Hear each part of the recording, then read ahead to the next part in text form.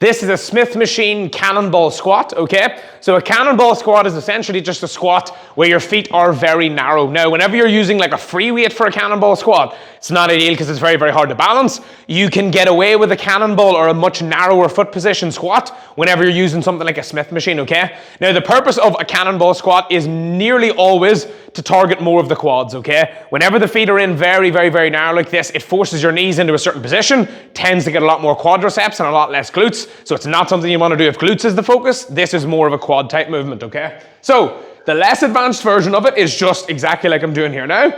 Heels nearly touching if your hip structure allows for it. Toes pointed out the ways like this. Down nice and slow.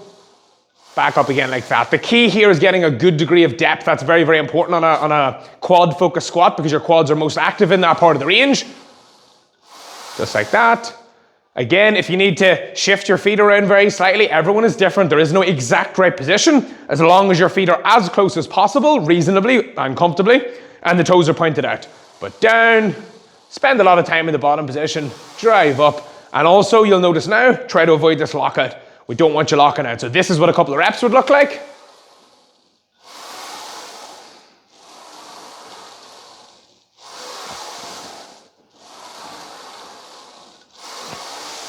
My God, that hurts.